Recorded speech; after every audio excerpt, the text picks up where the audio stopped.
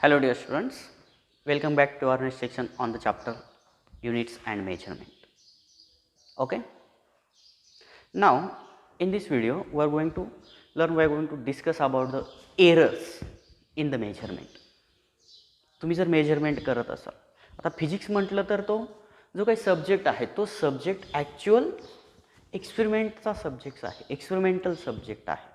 कुठली थेरी असेल, कुठलाही लॉ असेल तो आपण ॲक्च्युअली प्रूव्ह करून बघत असतो विथ द हेल्प ऑफ एक्सपेरिमेंटच्या साहाय्याने. आणि त्या एक्सपेरिमेंटसाठी किंवा त्या एक्सपेरिमेंटमध्ये measurement of a physical quantity, कोणत्याही फिजिकल क्वांटिटीची मेजरमेंट हा खूप महत्त्वाचा पार्ट त्या एक्सपेरिमेंटचा असतो. आणि त्या मेजरमेंटमध्ये तुमच्याकडून जर काही चुका झाल्या, काही प्रमाणात तुमच्याकडून फॉल्टी मेजरमेंट झाली तर तिथं एरर येण्याची शक्यता जास्त प्रमाणात असते. आता एरर म्हणजे ॲक्च्युअल काय आहे त्याविषयी तुम्हाला जास्त काही सांगण्याची गरज नाही. ओके. बट एररचं मेन कारण जर लक्षात घ्यायचं असेल तर ते मेन कारण मी ब्लॅकबोर्डवरती लिहिलं आहे. The faulty measurement of physical quantity can leads to error. कुठलीही फिजिकल क्वांटिटी ती जर तुम्ही फॉल्टी मेजर करत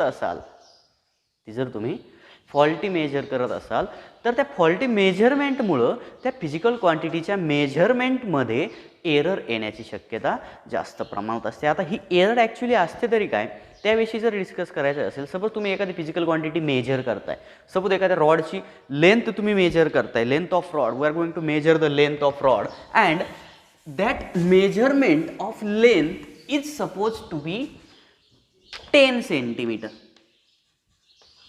That measurement of length of rod is suppose that length is 10 centimeter. That is called that 10 centimeter which we have measured.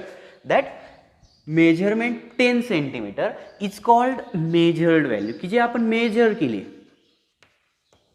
G value, G length, G physical quantity, ज्या physical क्वांटिटीची आपण measurement घेतली, ती measurement, ती reading, त्याला आपण म्हणणार आहोत measured value. आणि त्या रॉडची लेंथ मेजर केल्यानंतर आपल्याला ॲक्च्युअल रीडिंग मिळाले, ॲक्च्युअल मेजरमेंट मिळाली आहे 10 सेंटीमीटर. त्याला आपण मेजर्ड व्हॅल्यू असं म्हणणार आहोत. आणि सपोज त्या रॉडची एक्झॅक्ट ॲक्च्युअल लेंथ आहे 10.2 सेंटीमीटर. रॉडची लेंथ, एक्झॅक्ट लेंथ आहे 10.2 सेंटीमीटर. बट आपण मेजर केल्यानंतर आपल्याला ती लेंथ मिळाली आहे 10 सेंटीमीटर. ह्या 10 सेंटीमीटरला की जी लेंथ आपण मेजर केली आहे त्या लेंथला आपण म्हणणार आहोत मेजर्ड व्हॅल्यू. ओके. आणि त्या रॉडची जी ॲक्च्युअल लेंथ आहे त्या ॲक्च्युअल लेंथला आपण म्हणणार आहोत ट्रू व्हॅल्यू. त्या ॲक्च्युअल लेंथला आपण म्हणणार आहोत ट्रू व्हॅल्यू. मग मेजर्ड व्हॅल्यू आणि ट्रू व्हॅल्यू म्हणजे काय कळलं आहे का? Measured value means what?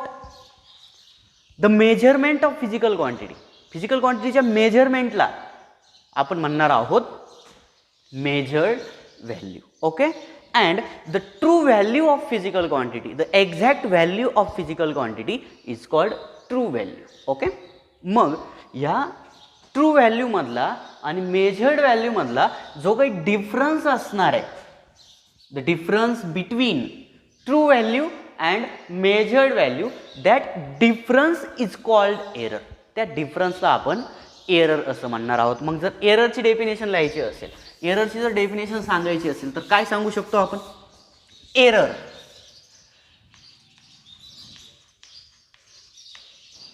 faulty measurement of physical quantity can leads to error, and that error can be defined as the difference between true value and measured value.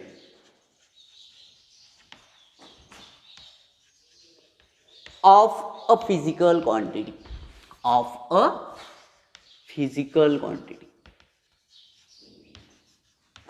Physical क्वांटिटीची जी काही measured value असेल आणि जी काही true value असेल त्या डिफरन्सला आपण error असं म्हणणार आहोत. The difference between true value and measured value of a physical quantity is called error.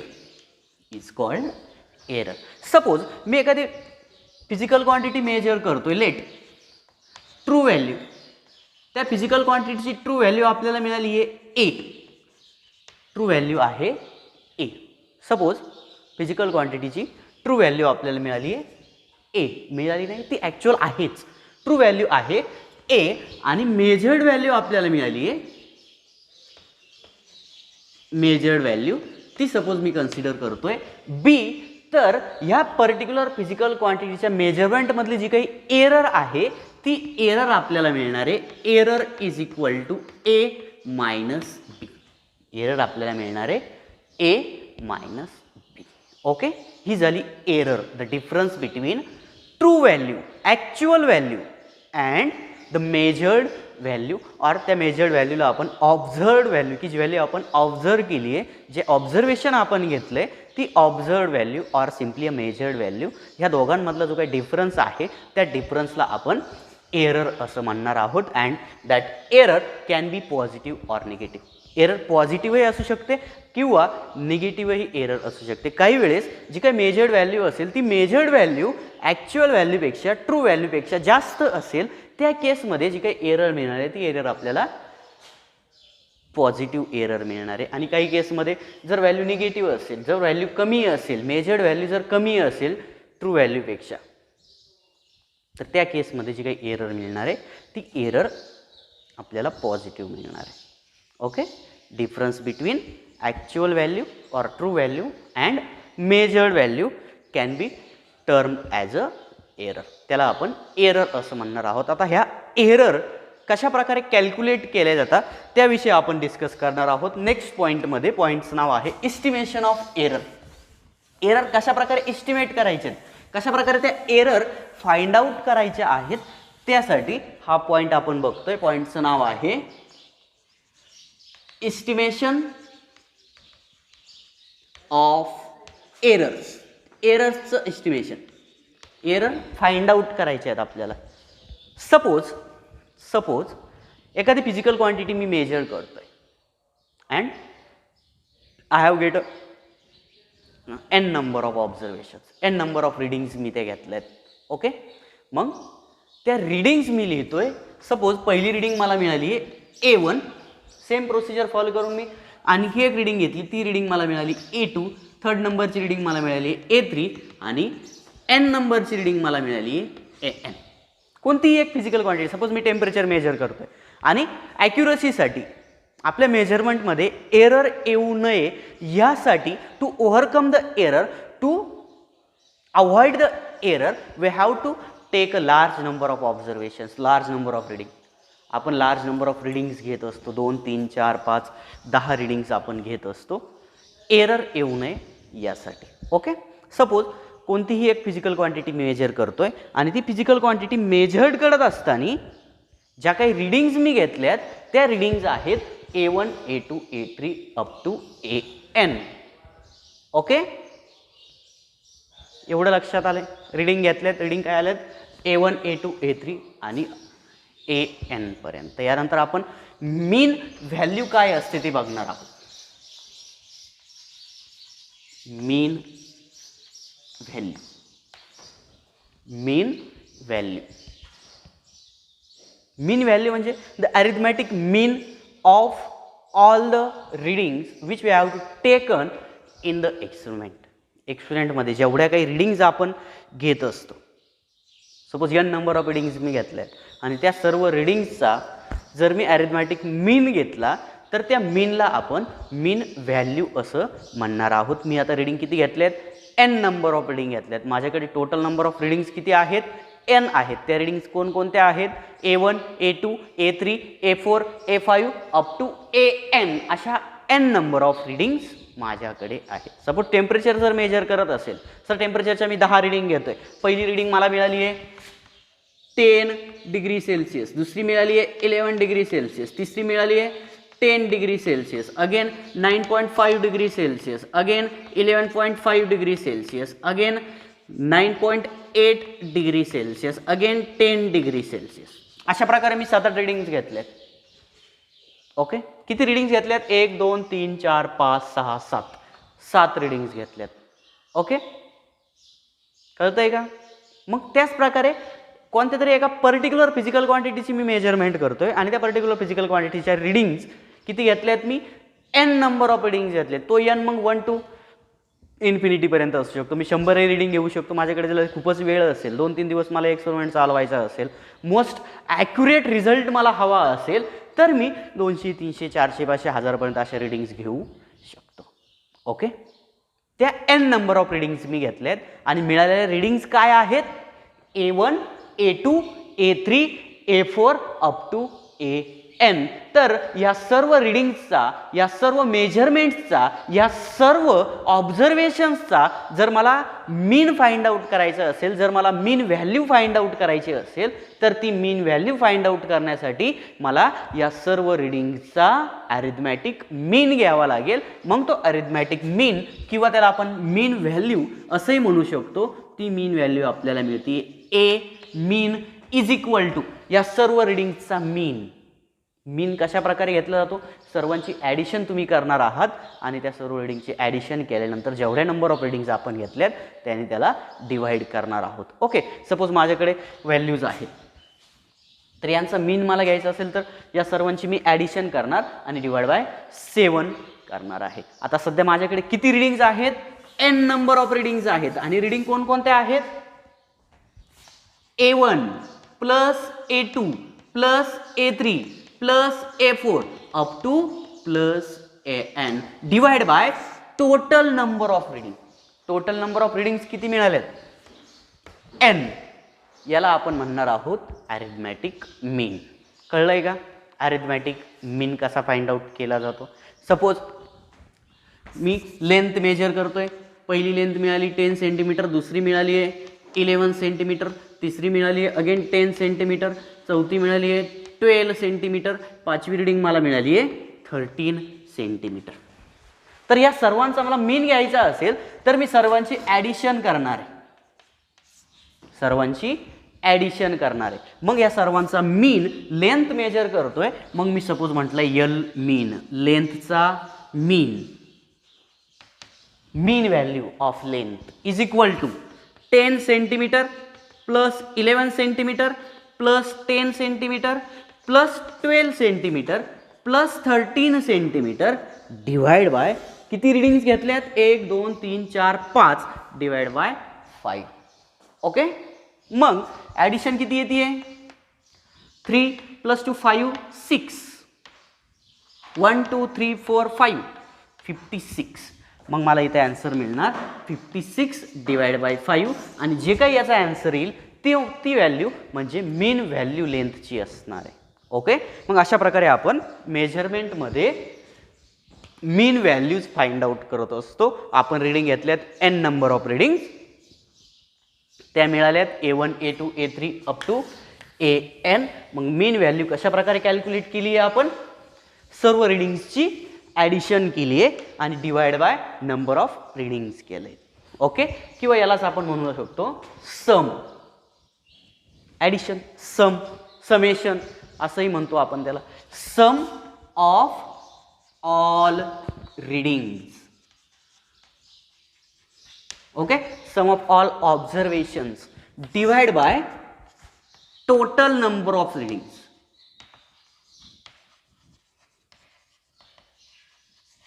Total number of reading. किती रिडिंग घेतल्यात? n नंबर ऑफ रिडिंग घेतल्यात आणि सर्व रिडिंग्स काय आहेत? A1 A2 A3 A2 AN आहेत. सर्वांची मी काय केली? ॲडिशन केली. आता यालाच आपण समेशनच्या फॉर्ममध्येही लिहू शकतो. मग A mean is equal to 1 by n summation of I is equal to n to n 1 to n.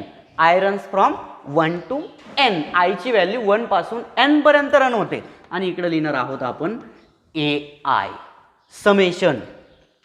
कळतंय का? याचा अर्थ हा होतो A1 plus A2 plus A3 plus A4 up to AN summation of all AIs where I is 1 to n. I runs from 1 to n. अशा प्रकारे तुम्ही तो मीन फाइंड आउट करू शकता. मीन व्हॅल्यूज मेजरमेंटची, मीन व्हॅल्यू रिडिंगची फाइंड आउट करू शकता. ही झाली मीन व्हॅल्यू. आता यानंतर आपल्याला एक एरर बघायची आहे, absolute error. Mean value, mean कशा प्रकारे मिळालाय? A mean is equal to 1/n summation of i is equal to 1 to n ai. अशा प्रकारे मीन व्हॅल्यू आपल्याला मिळाली आहे. आता यानंतर आपण बघणार आहोत absolute error.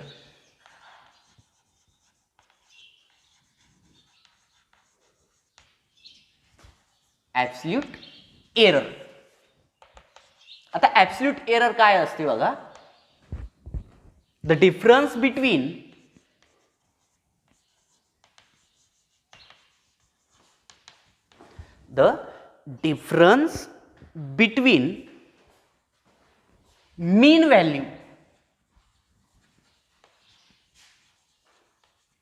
mean value and the difference between mean value and individual value.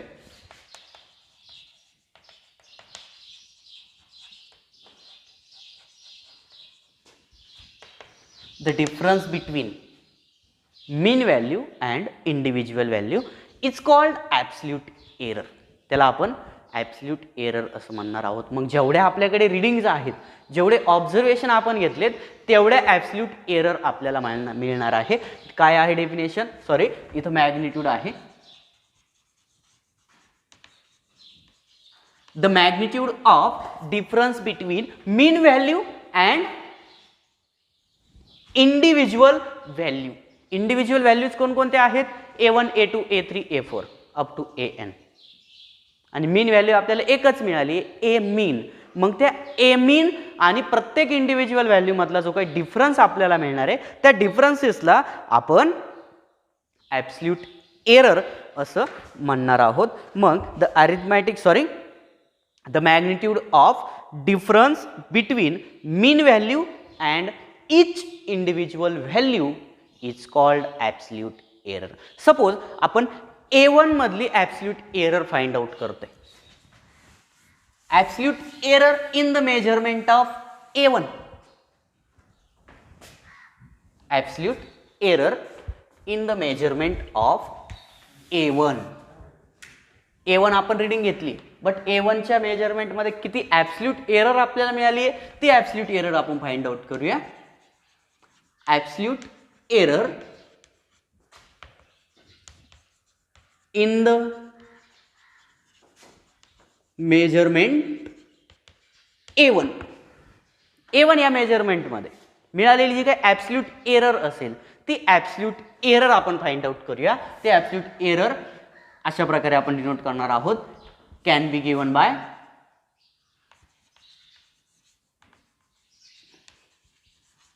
Delta A1. Absolute error in the measurement A1. A1 या मेजरमेंट मधले ॲब्सल्यूट एरर आपण लिहिणार आहोत. Delta A1 is equal to the magnitude of, magnitude आहे मग mod मध्ये, magnitude of the difference between mean value, A mean and actual value, individual value, sorry actual नाही, each individual value, A mean minus A1. Okay, this is the absolute error in the measurement of A1. A1च्या मेजरमेंटमध्ये मिळालेली मला ही absolute error असणार आहे. For A2, for A2 absolute error in the measurement of A2 is equal to A mean minus A1. A mean minus A1. अशा प्रकारे मला सेकंड नंबरची जी काही रीडिंग आहे A2, या A2च्या मेजरमेंटमधली ॲब्सल्यूट एरर मिळणार आहे. ओके, त्यानंतर फॉर A3, A3 साठी delta A3 absolute error in the measurement of A3, A mean magnitude of difference between mean value and each individual value is called absolute error. n नंबरच्या साठी for n, an, a n. Delta A N is equal to magnitude of A mean minus A N. अशा प्रकारे आपण absolute error find out करू शकतो. मेजरमेंटमधली absolute error find out करू शकतो. जेवढ्या नंबर ऑफ रिडिंग्ज आपण घेतल्यात तेवढ्या नंबर ऑफ ॲब्सल्यूट एरर्स आपल्याला मिळणार आहे. मग ॲब्सल्यूट एरर्स काय मिळाल्यात? Delta A one, delta A two, delta A three, delta A four up to delta A N. Mean value मिळाली. तर ॲब्सल्यूट एरर्स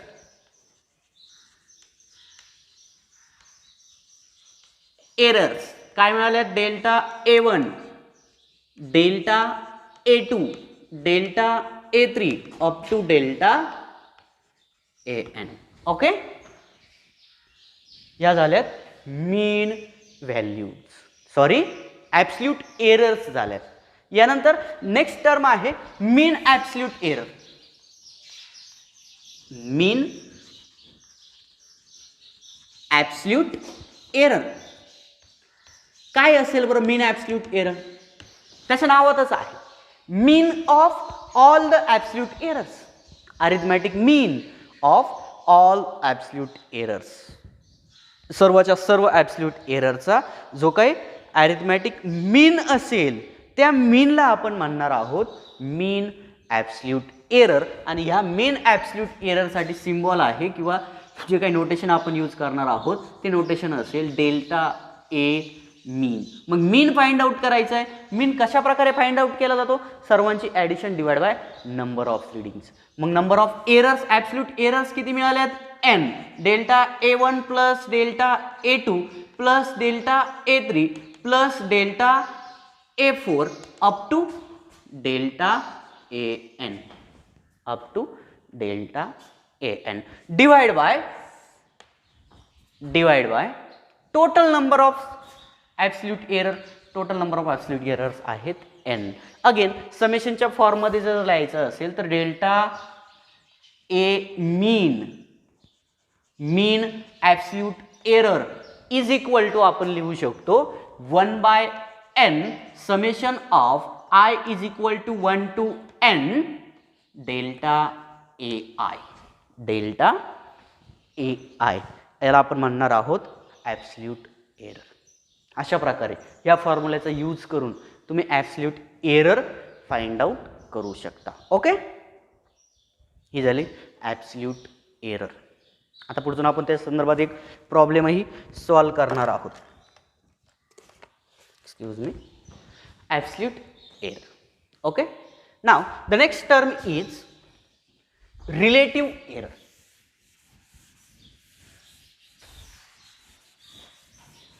ॲब्सल्यूट एरर आपल्याला काय मिळाली आहे? Mean absolute error.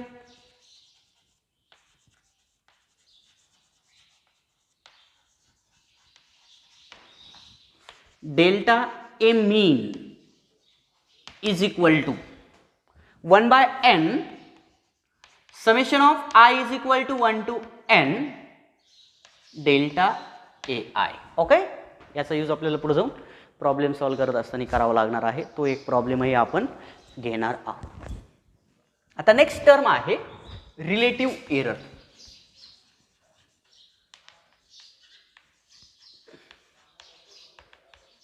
Relative error the ratio of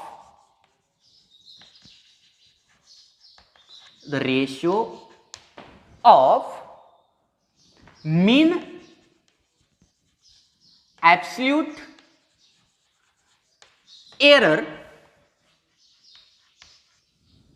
the ratio of mean absolute error and mean value.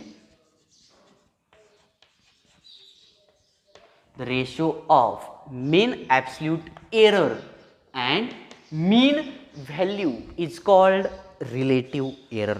त्याला आपण relative error असं म्हणणार आहोत. The ratio of mean absolute error and mean value is called relative error. मग mean absolute error काय मिळाली आहे? Relative error is equal to आपण लिहू शकतो therefore relative error is equal to ratio कुणाकुणाचा आहे mean absolute error. Mean absolute error means what delta A mean. Delta A mean divide by a mean. Okay mean value काय आहे a मीन आहे ती मीन value याला आपण म्हणणार आहोत रिलेटिव्ह एरर. आणि ह्या रिलेटिव्ह एररलाच जर तुम्ही 100ने मल्टिप्लाय केलं तर आपल्याला मिळते percentage error.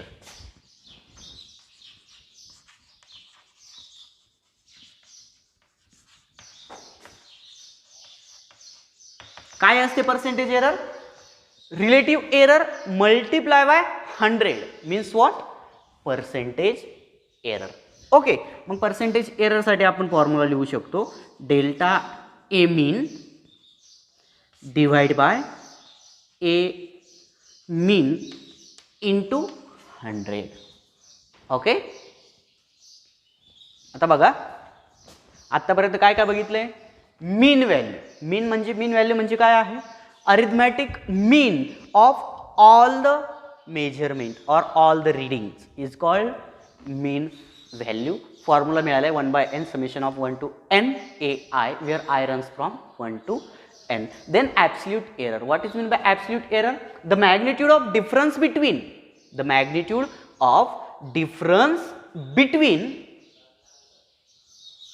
mean value and each individual value. Okay, is called absolute error. जेवढ्या नंबर ऑफ रीडिंग्स आपण घेतलेले असतील जेवढ्या नंबर ऑफ मेजरमेंट्स आपण घेतलेले असतील तेवढ्या नंबर ऑफ ॲब्सल्यूट एरर्स आपल्याला मिळणार आहे. आणि नेक्स्ट आहे मीन ॲब्सल्यूट एरर. अगेन त्याच्या नावातच आहे mean absolute error means what the arithmetic mean of all the absolute errors. ज्या काही सर्व absolute errors n number of absolute errors आपल्याला मिळाले आहेत त्या सर्वच्या सर्व n नंबर ऑफ ॲब्सल्यूट एररचा जर आपण अरिथमॅटिक मीन घेतला तर त्या अरिथमॅटिक मीनला आपण म्हणणार आहोत mean absolute error. Then the relative error. What is the definition of relative error? The ratio of mean absolute error and the mean value.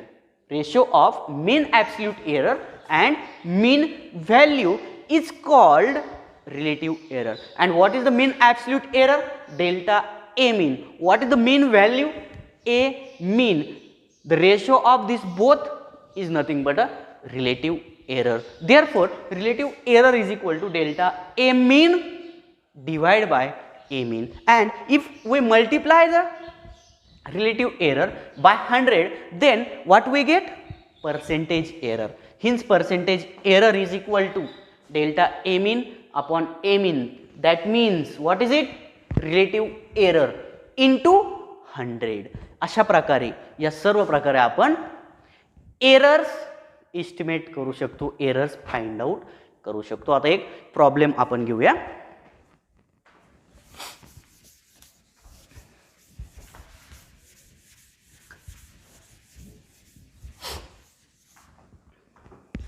Book मधला प्रॉब्लेम आहे the radius of sphere measured repeatedly yields the value.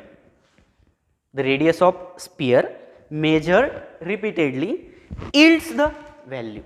स्पियरची radius आपण measure करतोय आणि त्या स्पियरच्या radius major करत असताना ज्या काही व्हॅल्यूज आपल्याला मिळाल्यात त्या व्हॅल्यूज आहेत 5.63 metre, then 5.54 meter, then 5.44 meter, then 5.40 meter, and the final observation is 5.35 meter. Okay, what is the problem? The radius of sphere measured repeatedly yields values 5.63 meter, 5.54 meter, 5.44 meter, 5.40 meter and 5.35 meter. Determine the most probable value of radius and mean absolute error and percentage error. What we have to determine?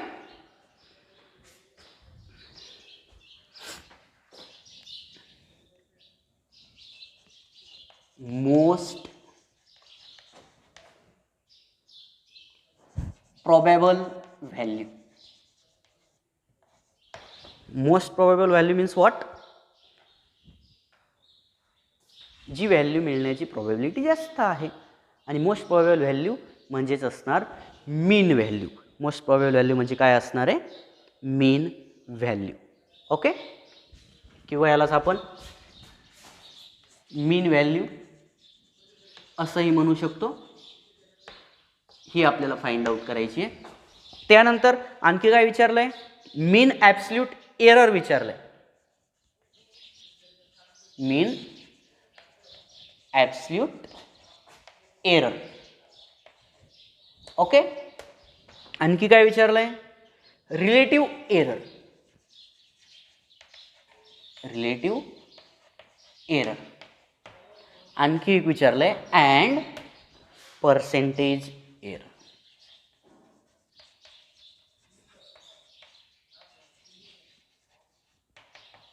Okay, ह्या सर्व गोष्टी आपल्याला find out करायच्या आहेत.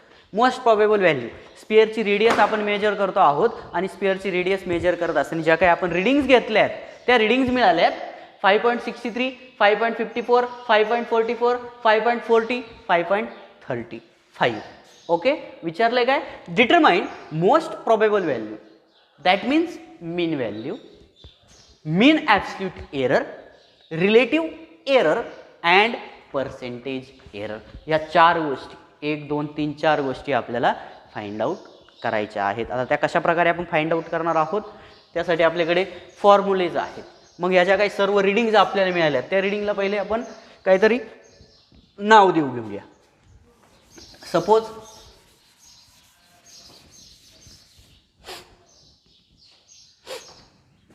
Late A1 is equal to 5.63 meter.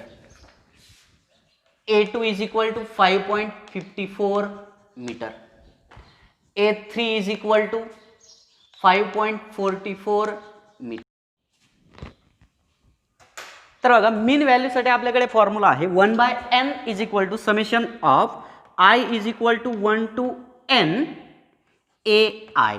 Okay, मग या फॉर्म्युलामध्ये आपण values टाकणार आहोत 1/5 समेशन आहे या सर्वांचं, मग into A1 plus A2 plus A3 plus A4 plus A5. Okay, या फॉर्म्युलामध्ये व्हॅल्यूज पुट आउट केल्यानंतर जी काही मीन व्हॅल्यू आहे ती मीन व्हॅल्यू आपल्याला मिळणार आहे A mean is equal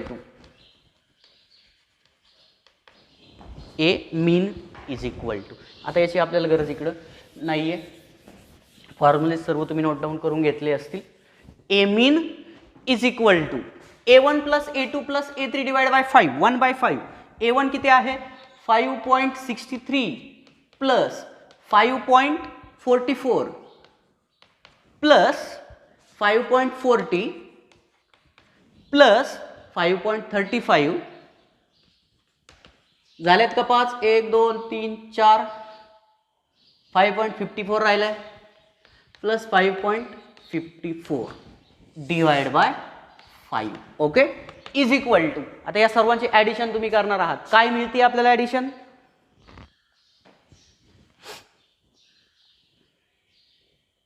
addition केल्यानंतर डिवाइड बाय 5 तुम्ही करणार आहात आणि ॲडिशन डिवाइड बाय 5 आपल्याला आन्सर मिळते 5.472 मीटर. आता एवढा वेळ आपल्याकडे नाही ॲडिशन करत बसण्यासाठी, डायरेक्ट सर्वचं कॅल्क्युलेशन तुम्ही करू शकता. कॅल्क्युलेटर तुम्ही ॲडिशन करू शकता. डिवाइड बाय 5 करणार आहात, आपल्याला मीन व्हॅल्यू मिळाली आहे. A mean is equal to 5.472 metre and this is the most probable value. ही असणार आहे मोस्ट प्रोबेबल व्हॅल्यू. यानंतर आपल्याला काय फाइंड आउट करायचं आहे? मीन ॲब्सल्यूट एरर आपल्याला फाइंड आउट करायची. ती मीन ॲब्सल्यूट एरर आपण फाइंड आउट करणार आहोत. Mean absolute error is equal to काय formula 1/n is equal to 1/n summation of I is equal to 1 to n delta A i. आता delta आहे absolute errors, त्याच्या mean आपल्याला घ्यायचं आहे. मग mean absolute error 1/n magnitude आहे. Okay, ब्रॅकेटमध्ये टाकतोय डेल्टा ए आय. आता ए आय काय असतो? Mean value minus absolute error, sorry actual value. Okay, मग किंवा ट्रू इंडिव्हिज्युअल व्हॅल्यू आपण तिथं घेत असतो, ती इंडिव्हिज्युअल व्हॅल्यू. मग मीन व्हॅल्यू पहिले काय मिळाली आहे? 5.472 minus first value 5.63. 5.63. Okay, this is what delta A1 plus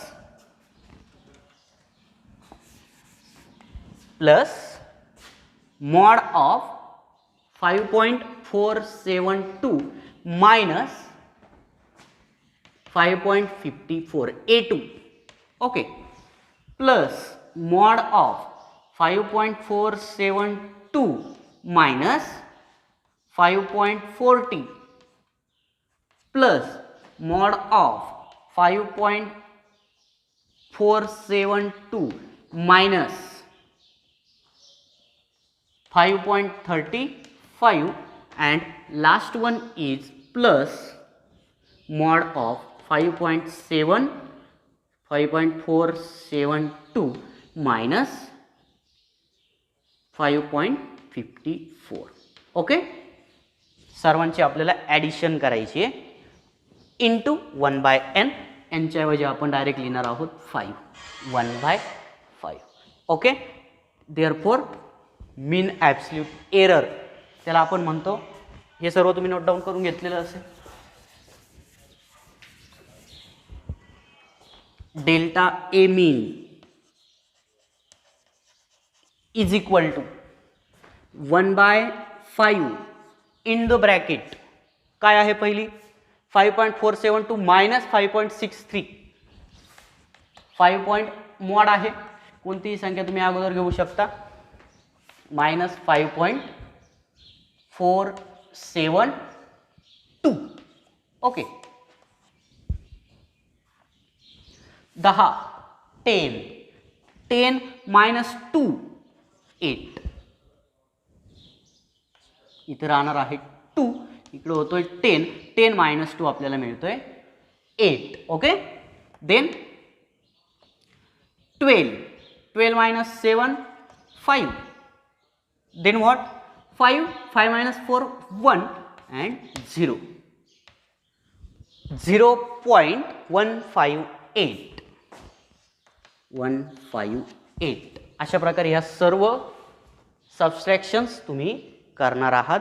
काही केसमध्ये सबस्ट्रॅक्शन तुम्हाला मायनसही मिळणार आहे, त्या तुम्ही प्लस लिहिणार आहात, कारण आपण मॅग्निट्यूडचा विचार करतोय. आणि सर्व सबस्ट्रॅक्शन केल्यानंतर त्यांची जी काही ॲडिशन आहे ती ॲडिशन आपल्याला मिळते. मी डायरेक्ट व्हॅल्यू लिहितोय, ती ॲडिशन आपल्याला मिळते 0.452 ॲडिशन.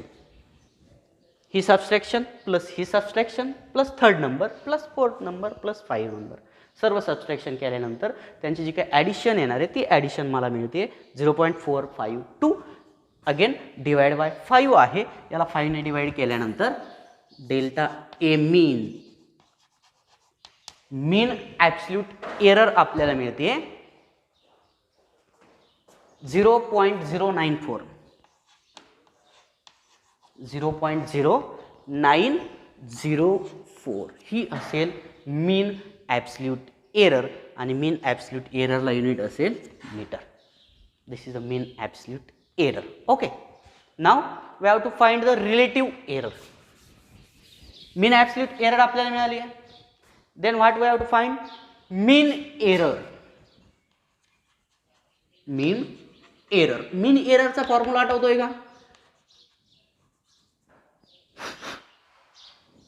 मीन एरर किंवा मीन एरर नाही, रिलेटिव्ह एरर फाइंड आउट करायची आहे.